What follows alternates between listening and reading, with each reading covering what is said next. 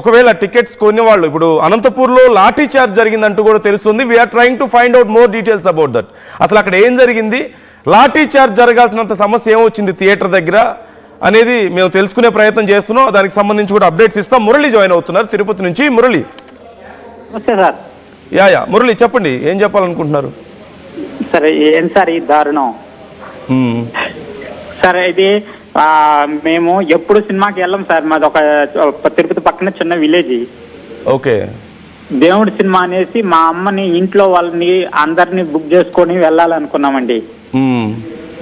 కానీ ఇది మాదిరి అవుతుంది అనేసి మేము అనుకోలేదు సార్. ఫైనాన్షియల్ ప్రాబ్లం ఉంటే ఈ సినిమాకే అంటగట్టేయట్లేదు sir, cinema financial problem sir. కానీ మీరు తీసుకున్న డిబేట్ మాత్రం మంచి డిబేట్ సార్. మాకు సాయంత్రం లోపల ఎట్టయినా మాకు లైవ్ ఇవ్వండి సార్. మేము మీ టీవీ చూస్తా వెయిట్ చేస్తూ ఉంటాము. కనీసం ఈవినింగ్ షో కన్నా మేము వెళ్ళాలని అనుకుంటున్నాం సార్. ఓకే, లెట్స్ హోప్ వీలైనంత త్వరగా ఇది సార్ట్ అవుట్ అవ్వాలనే చూస్తున్నారు అందరూ, అభిమానులు కోరుకుంటున్నారు. మేము కూడా తెలియజేస్తున్నాం. లెట్స్ సీ అండి ఏం జరుగుతుందని చూద్దాం. ఇంకెవరు ఇండస్ట్రీలో దీన్ని పట్టించుకోలే లేరా అండి? అంతా ఇవంటారు ఇద్దంటారు, ఏమీ పట్టించుకోరా. ఒక్క హీరోకి ప్రాబ్లం వస్తే హీరో ప్రాబ్లమా, నిర్మాతల ప్రాబ్లమా? హీరోకి ఏం సంబంధం ఉండదండి. అది నిర్మాతల ప్రాబ్లం కదా. నిర్మాతల మండలి ఉండదు. అట్టంటారు ఇట్టంటారు, టికెట్లు మాత్రం పెంచాలని అంటారు కదా. అంటే బాలకృష్ణ గారి సినిమాని ఎవరు పట్టించుకోవట్లేదు అంటున్నారు మీరు? అంతే కదా సార్. ఇప్పుడు టికెట్లు ప్రతి సినిమాకి ఇచ్చేస్తున్నారు సార్. 1200 పెట్టే సినిమాలు చూసిన వాళ్ళు ఇప్పుడు 600కి దొరికింది సార్. ఒక షోకే కదా సార్ 600 పెట్టారు. కొంతమన్నిటికి తగ్గింది కదా. మాకు కంఫర్టబుల్గా కాబట్టే కదా మేము ఫ్యామిలీ మొత్తం బుక్ చేసుకున్నాం వెళ్ళాలనేసి. కొంతప్పుడు నిర్మాతల మండలి ఇట్టా అట్ట అనేసి ఇచ్చేస్తారు. దీనికి సార్ట్ అవుట్ చేయలేరా అండి వాళ్ళు? అదేలే, దేవుడి సినిమా అంటున్నారు. బాలకృష్ణ గారిని దేవుడు అంటున్నారా, లేకపోతే క్యారెక్టర్ దేవుడు అంటున్నారా? క్యారెక్టర్ దేవుడి క్యారెక్టర్ కాబట్టి అఖండ వన్ చూసి నచ్చింది కాబట్టి ఇంట్లో వల్లే. మా ఇంట్లో అమ్మా నాన్న ఎప్పుడు సినిమా చూడరండి. Okay okay okay. అలాంటిది నేను భక్తి సినిమాగా ఏదో కార్తీక మాసం పూర్తయిన తర్వాత కుంభమేళ అవన్నీ చూపించడానికి నేను బుక్ చేసుకున్నా. ఓకే ఓకే రైట్ అండి. వీళ్ళు ఏం చేస్తారు సార్, మాకు పెద్ద ఇదేం లేదు సార్. ఇది పోతే మాకు సినిమా రిలీజ్ అవ్వాలి, మేము వెళ్ళి చూడాలి సార్. Okay okay.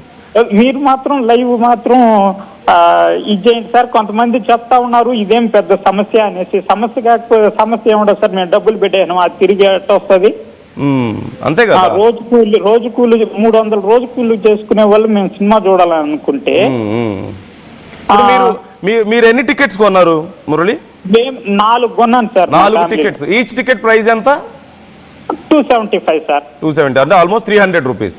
అంటే మీరు 4 రోజులు మీరు కష్టపడి పనిచేసే డబ్బులు పెట్టి టికెట్లు కొన్నారు. మీరు టికెట్ కొనుక్కున్నాం సార్. మేము వెళ్ళాం సార్ సినిమాకి. కొంతమందికి ఇది సమస్యలా కనిపించడం లేదు. అన్ఫార్చునేట్ సమస్యలా కనబడలేదు సార్.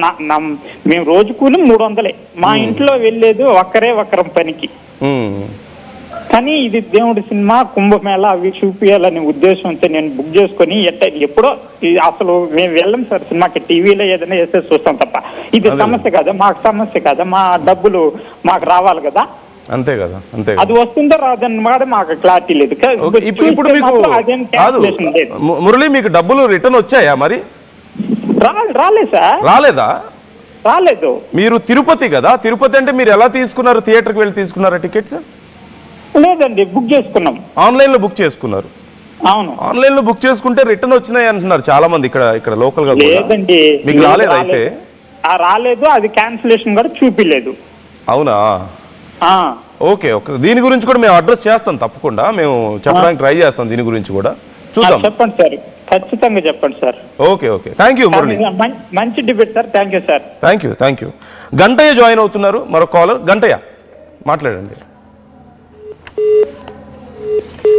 లైన్ డిస్కనెక్ట్ అయినట్టుంది. సో ఇక్కడ మనం అనుకుంటున్నాం చాలా మందికి ఆన్లైన్లో బుక్ చేసుకుంటే డబ్బులు వెనక్కి వచ్చాయి అంటున్నారు. బట్ ఇప్పుడు తిరుపతి నుంచి మురళి కాల్ చేశారు, ఆయన డబ్బులు ఇంకా వెనక్కి రాలేదు. ఇలా చాలా మంది అభిమానుల పరిస్థితి ఉంది.